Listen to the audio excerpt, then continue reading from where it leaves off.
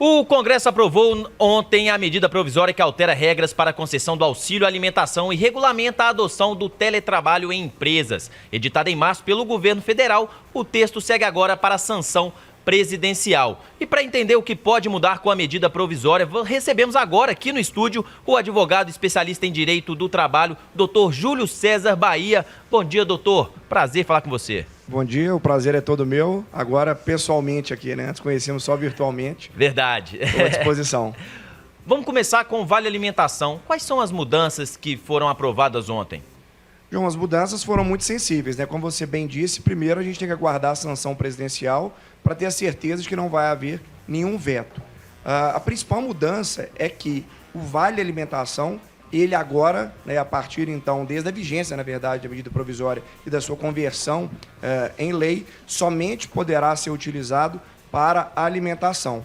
Aquelas outras destinações que muitas vezes ocorriam, academias, utilização para recarga de telefone celular, etc., isso não vai mais poder ser utilizado. Então, resumindo, Vale Alimentação, auxílio alimentação exclusivo para, como o próprio nome sugere, alimentação. Ô doutor, uma cervejinha no Vale não vai poder mais não?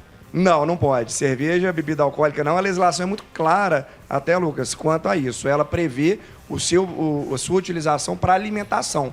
Então fica até a interrogação. E bebidas não alcoólicas se enquadrariam nessa possibilidade? Né? Aí a lei não é muito clara. Não é tão clara, né? Isso. Exato. É uma questão, quando eu estava... Doutor, primeiro, bom dia, prazer falar com você.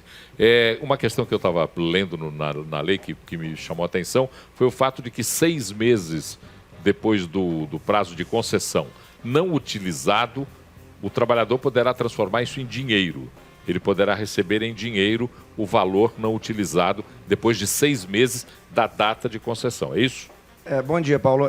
O prazer é todo meu. É basicamente isso mesmo. Essa foi até uma disputa, vamos dizer, nos bastidores da política ali, porque se pretendia utilizar, né, se pretendia inserir nessa medida provisória, na sua conversão, a possibilidade de ser pago em dinheiro esse vale, esse auxílio alimentação. E isso não ficou no texto final, mas foi inserida essa possibilidade de, ao fim desse período, ele poder sacar em dinheiro aquela quantia. Mas está vetada, não é possível o pagamento em dinheiro, tem que ser em vale, em auxílio. Em auxílio, quer dizer, reverte em auxílio, mas ele pode sacar aquele dinheiro que antes ficava perdido, né? Ontem, acompanhando as discussões do Senado, o senador Flávio Bolsonaro disse que vai sugerir ao presidente da República veto nessa questão da devolução em dinheiro e uma outra questão que agora me fugiu aqui, a idade, o alemão que vai chegando, mas me fugiu a outra questão. Eu sei que são 2 pontos que ele vai sugerir veto. Um deles é essa devolução em dinheiro. Exatamente, Paulo, porque isso é uma polêmica muito grande. Antes mesmo dessas alterações legislativas, o que nós tínhamos em discussão no campo jurídico, pela jurisprudência, era a possibilidade ou não do pagamento em dinheiro. Por quê? Porque o auxílio, tecnicamente, né, o Vale Alimentação, ele não é salário. Então, ele tem que ser pago de outra forma para não ser caracterizado como tal. E a partir do momento em que se permite, né, o pagamento em dinheiro, qual que é o grande receio? Olha, ao invés de conceder um aumento para aquele trabalhador, eu concedo um aumento do seu vale que não tem repercussões, né, trabalhistas. Então, não vai entrar na base de cálculo de férias, de 13º, além de ter questões tributárias diferenciadas. O doutor, teve uma resistência muito grande também nesse tema por parte do setor de bares, restaurantes, mercadista, né, supermercadista, porque é um setor que acaba não recebendo esse valor aí se ele for entregue em dinheiro pela população, pode usar para pagar contas, enfim, né? Exatamente, Lucas, e acho que essa vai ser a razão do eventual veto, né? O governo não quer que seja pago em dinheiro justamente para que a destinação seja exclusiva para alimentação. E como você bem disse, né, se for sacado em dinheiro, pode ser utilizado para outro fim. Essa questão dos 6 meses, eu tenho uma dúvida que é a seguinte, porque o vale, ele é depositado na conta ali do trabalhador, no cartão do trabalhador, mês a mês. Então, eu estou ali no trabalho, tenho 2 anos e tal, mas eu uso o vale esporadicamente. Esses 6 meses, se eu não utilizar ele de jeito nenhum, eu posso sacar? Ou não, o valor que foi debitado há 6 meses, se ele tiver lá ainda, você tem o saque. Como é que funciona isso? Excelente pergunta, Lucas. Entendo que vai carecer de uma regulamentação, mas o meu entendimento 6 meses do depósito, ele pode efetuar o saque. Então, a cada, né, crédito que foi depositado nos 6 meses anteriores, então ele vai poder sacar. Vamos imaginar que ele não utilize né? Então, mês a mês, em tese, ele vai poder fazer esse saque. Mas nós vamos ter que aguardar regulamentações que com certeza virão por parte do Ministério do Trabalho e Previdência Social. Vamos falar do home office também, né? Que a gente, durante a pandemia, aderiu, né, essa forma de trabalho e muitas empresas muita gente vai ficar de home office. Quais são as principais mudanças nessa regulamentação? Essa aprovação, desculpa. As alterações são profundas, embora na prática muitos de nós possamos não perceber. A principal mudança consiste na caracterização do que vem a ser o teletrabalho. A gente costuma, né, João, utilizar, como você bem disse, home office, trabalho remoto. A legislação trouxe teletrabalho como sinônimo de trabalho remoto. E, principal, precisa da utilização de meios de comunicação ou meios tecnológicos, para não se confundir, inclusive, com o chamado trabalho externo. Antes dessa mudança legislativa, o que nós tínhamos? Para caracterizar o teletrabalho, a prestação de serviço tinha que ser preponderante no ambiente da empresa. Então, se fosse algo distinto, não era teletrabalho. Então, o que nós temos hoje de trabalho híbrido não existiria, né, na concepção técnica e legal com a redação anterior, porque dizia trabalho preponderantemente fora das dependências da empresa. Então, 3 dias na empresa e 2 dias em casa não caracterizaria teletrabalho. A atual legislação, né, com essas modificações, altera essa conceituação. Então, o teletrabalho não tem mais essa preponderância, né, em casa. Pode ser, como estávamos conversando aqui até mesmo, né, Paulo? 4 dias na empresa e 1 dia, né, em casa. Ô, louco, aí é teletrabalho? Pela conceituação legal, pela nova lei, pode sim, ser teletrabalho. Doideira. Aí a gente vai para as interpretações. O porquê disso? Outra alteração muito significativa da medida provisória, a inclusão do inciso 3º no artigo 62 da CLT, que ele prevê aqueles trabalhadores que não estão sujeitos ao regime de controle de jornada. Então, a gente já sabe, né, o gerente, o diretor, aquele trabalho externo e suscetível de controle, e inseriram ali o teletrabalhador. Então, na concepção legal, eu entendo o porquê de algo que, na prática, para a gente soa como absurdo. Quando uma pessoa, 1 dia na empresa, 4 dias na empresa e 1 dia em casa, pode ser um teletrabalhador. E como fica o controle de jornada? Como eu estava dizendo, em tese, né, ou pela legislação, o teletrabalhador contratado por tarefa ou produção não tem direito à hora extra. Aí vocês vão me perguntar, o que é um trabalhador contratado por tarefa? É algo que a gente só vê na doutrina, né? Conversando com magistrados, com empresários, né? Com clientes. Ninguém nunca contratou alguém por tarefa. Por quê? Porque não vale a pena. A contratação por tarefa é a seguinte: João, te contrato para fazer tal tarefa, você tem um dia inteiro. Se você realizá-la em 4 horas, você está livre. Empregador nenhum faz isso. Você contrata, via de regra, por tempo, né? Considerando uma jornada. Ah, Júlio, mas e o salário por produção? Também existe. Olha, você produz tantas bolas de futebol por dia, vou te pagar tantos para cada uma. Só que aí tem um detalhe importante. Não é teletrabalho. Por quê? Porque não tem nenhum meio informático ou de comunicação ali. Essa é a questão que eu queria abordar. Por exemplo, uma indústria de confecção, que tem as suas costureiras, finalizadoras, as arrematadoras lá no seu local. Resolve dar uma máquina para cada uma e fala, vai para sua casa, de lá você me entrega 30 peças por dia. Isso será considerado teletrabalho ou não? Não, não é considerado teletrabalho, porque não existe o emprego dos chamados meios telemáticos, né, como a legislação gosta de nomear esse tipo de trabalho. Smartphone, tablets e computadores. Exato, o bem informático. E aí, Paulo, quais são as consequências? E esse que é o grande ponto de reflexão que nós temos que ter.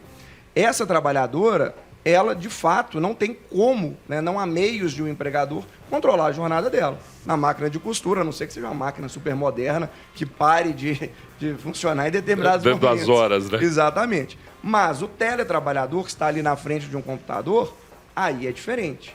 Como, então, ainda que eu o contrate por produção, com essa exceção legal, eu posso dizer que ele não tem direito à hora extra se o empregador tem meios de controlar. E aí, o que eu quero trazer aqui para a gente refletir é o seguinte: a lei prevê isso, mas a lei prevê que o trabalhador externo, insuscetível de controle de jornada, também não tem direito à hora extra. Mas como é que fica o caminhoneiro? Como é que fica o promotor de vendas? Hoje nós temos smartphone. Né? Eu tenho dezenas de decisões judiciais, centenas ou milhares. Em qual sentido? Era possível o empregador controlar. ele tinha meios. Tem o GPS do smartphone, tem os aplicativos de computador. Então, como é que fica isso hoje? Acaba trazendo uma insegurança jurídica muito grande. E eu recomendo para todos, inclusive meus clientes, se é possível o controle, exerça. É mais seguro e mais justo para todo mundo. Sim. Nós não estaríamos caminhando agora para discutir, por exemplo, novas formas de prestação de serviço no Brasil? Porque, por exemplo, a gente dificilmente fala aqui em hora trabalhada, a gente dificilmente fala em tarefa, em produção. A gente fala em horas brutas. Tantas horas, tantas horas de carga horária semanal ou mensal. Nós estamos caminhando para uma outra discussão, vai evoluir para essa discussão da nova forma de relação de tempo e de prestação de serviço? Sem dúvida nenhuma, Paulo, excelente pergunta. Muitas vezes a gente critica a CLT, muitas vezes com razão, que ela é desatualizada e por aí vai. Óbvio que a legislação sempre tem que acompanhar, né, os fatos sociais, mas esse é um ponto que a legislação já traz muita solução. Já existe a possibilidade de contratação por hora, por tarefa, por produção, mas há um desconhecimento público enorme, daí a razão, né, e a importância de estarmos aqui, inclusive, né, trazendo esse tipo de informação. Existem alternativas para o empregador nessa contratação. Mas o que é importante também ressaltar, Paulo? Não adianta simplesmente você fazer uma contratação por produção lá no contrato de trabalho, bonitinho, e na prática ter um controle de jornada. Que aí você desvirtua aquela forma de contratação. Mas o que é importante é isso. Temos sim que rediscutir as formas de contratação. Existe o trabalho, a contratação por regime de tempo parcial. Eu não preciso contratar uma pessoa por 44 horas semanais. Eu posso contratá-la por 20 horas, pagando proporcionalmente o salário mínimo. E as pessoas desconhecem isso. Né? Então, a legislação trabalhista impede. Óbvio que ela tem, né, dezenas de problemas, mas tem também soluções, que aí são de desconhecimento do público em geral. Ô, doutor, deixa eu te fazer duas perguntas envolvendo o teletrabalho. A primeira é relativa ao Vale Transporte. Agora sim, João, Vale Transporte. Garoto. Como é que fica a questão do Vale Transporte? Ele segue sendo uma obrigação da empresa perante o trabalhador, mesmo em regime de teletrabalho? Porque ele não precisa se deslocar até a sede mais com a frequência de antes. E aí eu digo porque tem um pulo do gato aí, porque a empresa pode fichar o cara como teletrabalho, o cara ficando um dia só em casa e talvez ele seja penalizado nesse sentido. Outra pergunta é com relação a recursos de casa. O cara está trabalhando de casa ali 5 dias por semana, ele vai gastar com luz, vai gastar com internet. A quem compete custear esses gastos? Isso prevê nessa medida provisória? Contém essa previsão, sim, mas assim, a base, Lucas, do direito do trabalho já nos responde isso. Primeira coisa que a gente tem que ter em mente é que o direito do trabalho, o contrato de trabalho, é o que a gente chama de contrato de realidade. É o que acontece no dia a dia. Então não adianta eu escrever num contrato algo e praticar de maneira diferente. O que vai prevalecer é justamente essa prática. Então, iniciando aqui pela questão do Vale Transporte. A obrigação legal é do empregador custear o traslado casa-trabalho, casa. Se ele está em casa, naqueles dias, o empregador não tem que disponibilizar o Vale Transporte. E é muito importante também até ressaltar, Lucas e todo mundo que está nos assistindo, que existem aquelas situações que o empregador, né, faz o aporte ali do valor, vamos dizer, no cartão do Vale Transporte, e por conta de home office, teletrabalho ou outros afastamentos, o trabalhador não utilizou todo o saldo. E aí, no mês seguinte ele pode ser compensado? Pode. Não há problema algum, porque a obrigação do empregador é apenas custear traslado casa, trabalho, casa. Os dias, então, de teletrabalho ou home office, em que ele não vai se deslocar, não há que se falar no pagamento de Vale Transporte. Então, num cenário hipotético, eu vejo o seguinte: o cara teve o cartão Vale Transporte dele cheio ali naquele mês. Mas nesse mês, está com o cartão no bolso ali, ele fez teletrabalho o mês inteiro, não usou o cartão dele. Está lá no sistema que ele não usou, no mês seguinte ele não é abastecido. Seria assim, né? Exatamente, exatamente. E sua outra indagação foi sobre... Sobre o custeio do home office. Aí eu estava dizendo aqui no início da minha resposta das premissas do direito do trabalho. Outra, né, premissa é que o empregador ele tem que dar as ferramentas de trabalho para o empregador, para o trabalhador, perdão. Então, se aquele trabalhador vai exercer suas atividades em casa, o empregador tem que dotá-lo de meios para que exerça isso. Mas muitas vezes eu já tenho meu laptop, eu já tenho a minha internet contratada. Como resolver isso? É muito simples, gente. Basta uma ajuda de custo. Ah, mas em que valor, Júlio? Um valor que seja razoável para contemplar isso. Eu pago R$100 de internet, então vamos considerar aqui, por exemplo, que R$10, R$20 sejam para a utilização do meu trabalho. A energia eu vou consumir aqui, faça uma estimativa. Sim. E insere aquela rubrica no contra-cheque e as partes estão absolutamente seguras. Agora, se o empregador exige o teletrabalho, ainda que seja até por opção do empregado, isso tem que ser ajustado, e de preferência por escrito também. Né? Da mesma maneira, quando se utiliza veículo próprio para entregas da empresa, então eu tenho a motocicleta e vou utilizar para visitar clientes. É possível? Sim. Basta fazer um mero contrato de locação, com ali o pagamento da verba de locação e depreciação, eventualmente seguro, combustível, para aquelas tarefas. Mais uma vez, como estávamos falando, Paulo, é a questão do desconhecimento. E aí o que acontece? Não se cumpre a legislação, ajuiza-se uma ação trabalhista, cria-se um passivo trabalhista completamente desnecessário. Essas questões que eu acho fundamentais, porque o Brasil tem uma série de leis e o enredo das leis, né? Isso é que é mais complicado, porque o texto da lei, às vezes, ele está ali, evidente, mas tem um enredo. Aquilo que está por trás, as decisões, as complementaridades. Hoje existe uma busca por esse tipo de conhecimento, porque, por exemplo, você está falando aí de coisas que eu acredito que boa parte dos empregadores e dos empregados jamais pensaram. Eu vou para minha casa, utilizo o meu notebook, a luz, a energia, a internet e não faço nada de contrato adicional para isso me compensar. E está previsto em lei. Existe uma procura maior por essas informações? Sem dúvida, Paulo. O que a gente prega sempre, sobretudo na nossa advocacia, é o quê? O preventivo. É esse tipo de informação. Porque não interessa a ninguém o litígio. Ele é prejuízo para as duas partes e para o Estado. Para todo mundo. Não é interessante. O razoável, óbvio e justo é cumprir a legislação. E por isso que é importante a gente entender essas premissas do direito do trabalho. Por isso que eu, na resposta anterior, iniciei o quê? O empregador tem que fornecer as ferramentas de trabalho. É o que a gente chama de princípio da alteridade. Então, qualquer coisa que envolva, né, o trabalho e uma ferramenta de trabalho tem que ser disponibilizada pelo empregador. Posso usar a minha? Posso, mediante um pagamento para isso.